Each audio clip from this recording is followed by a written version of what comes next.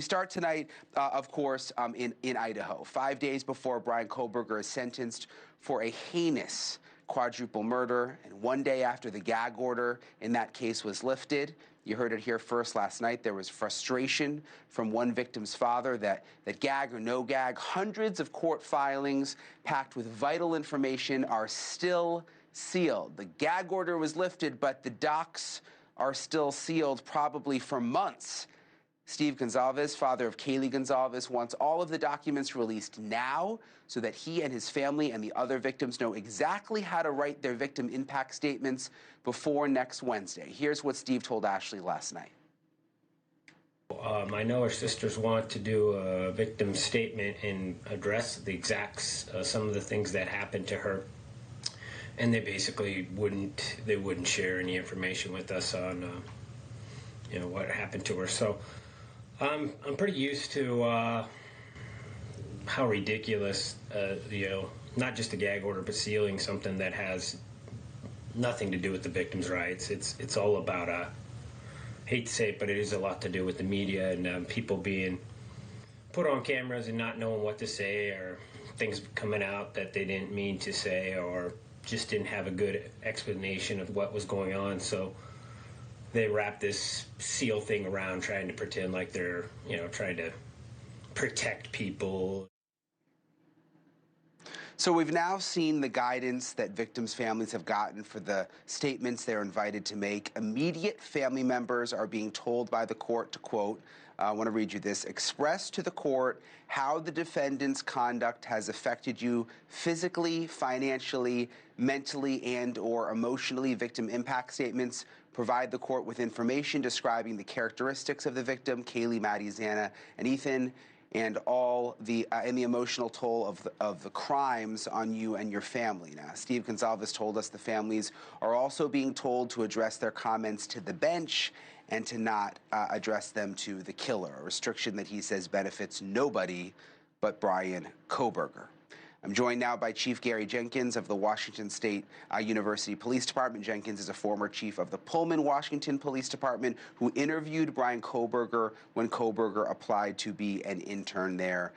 Later, Chief Jenkins helped police in Moscow, Idaho get a warrant to search Kohberger's campus, apartment, and office. And Chief, it's very nice to have you tonight. We really appreciate you joining us very much. I want to start with you actually interviewed Bryan Kohberger. He applied to be an intern with your department while he was getting his PhD in criminology in Pullman. What was your take on him when he came into your office? Well, actually, all my interviews were done over Zoom. I believe Kohberger was still in Pennsylvania at the time, but he was going to be making his way out to Pullman for his PhD program. One thing that I was looking for in particular was someone who can develop a sense of trust and rapport with my staff. That's a very important quality in order to be a researcher embedded in a police department, because it's very tough to make inroads into law enforcement when you're considered an outsider, particularly from academia. And he was not particularly personable. He didn't speak in a fluid or conversational manner. And so I just felt like he would not be able to establish that trust and rapport needed to be an effective researcher in the police department. Did you know right away that he wasn't going to be a good fit? No, I mean, I interviewed each candidate. I interviewed four for about half an hour each. And it was, a little bit of time that I realized that just his demeanor and his way of conversing, I just didn't feel he'd be a good fit at the end of the interview. So tell me, Chief, how it went down. Basically, you were called, this was months later, to Moscow, which is, about 30 minutes away or so, 20 minutes away, because they wanted to tell you that they had identified a suspect in the murders. What happened when you got to the police station in Moscow, and what was your reaction when you found out that it was Bryan Kohberger? Well, I thought it was going to be another law enforcement briefing. They had held a couple for local law enforcement. But when I met Chief Fry in the lobby, I was the only one there. that met him, and he walked me up to a room. And when he walked me into the room, it was full of their investigative team. And I knew right away that there was something significant happening and that it was likely to do with Washington State University. And so they told me that they had developed a suspect and they had connected him by DNA at the crime scene. And then they told me his name was Bryan Kohberger. It took me a minute. The name sounded familiar. It's not a common name. And I recalled that I had interviewed him for that intern position when I previously worked at Pullman Police Department. So I let them know that. I told them I had his resume. I had a cover letter that I could share with them. And so they asked me to keep that information to myself for the moment and not even let my own department know that he had been identified. And so I went back to my department and sent them that information. So I'm just curious, because you interact with a lot of people as police chief. I'm sure you interview a lot of people. When they said the name to you, how long did it take for it to sort of click like, oh my gosh, this is the guy I interviewed over Zoom for that position?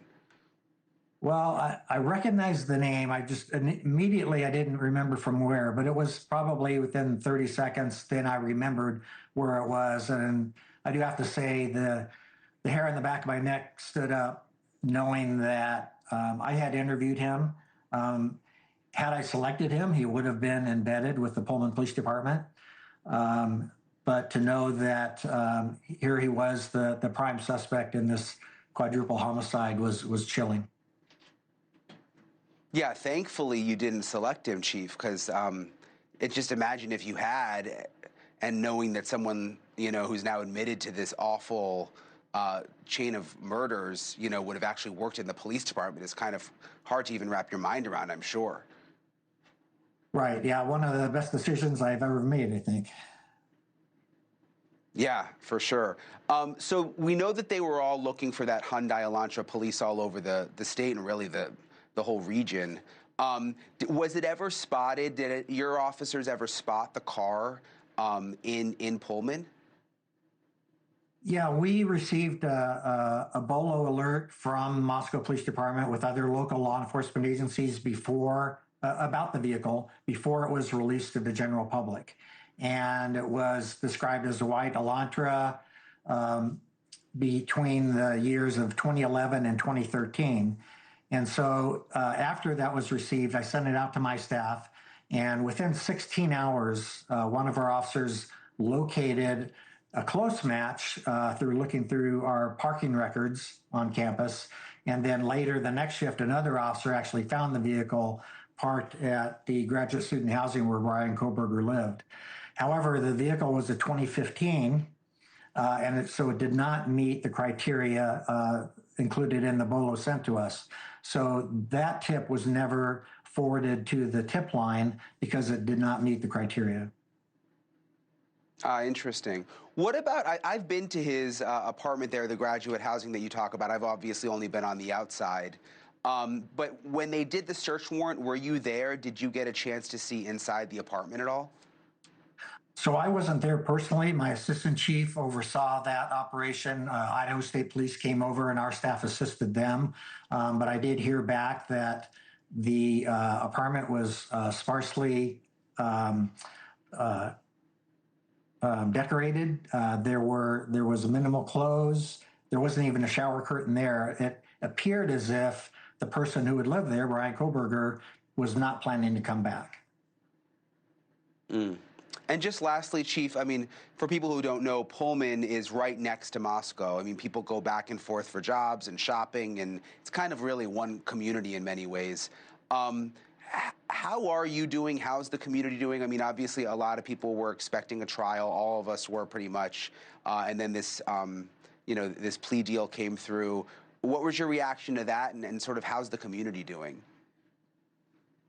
Well, the impact has been significant, as you can imagine. This was just a horrific event. Our communities are very tight-knit. We're somewhat geographically isolated, so we really have to depend on each other a lot. And so it was a significant impact on both communities and particularly both campuses, University of Idaho and Washington State University. especially on Washington State University after Bryan Kohberger was identified, and knowing that he had been living amongst other students and attending classes and actually teaching on the WSU campus. So it's been really tough. There's been a lot of support amongst all the faculty and staff and between the two communities. And so there, I think one of the things that I hope will come out of this as the positive is that how resilient the communities are and how much they have supported each other. Yeah, for sure. Well, Police Chief Gary Jenkins, we appreciate you coming on with us tonight. Thank you so much.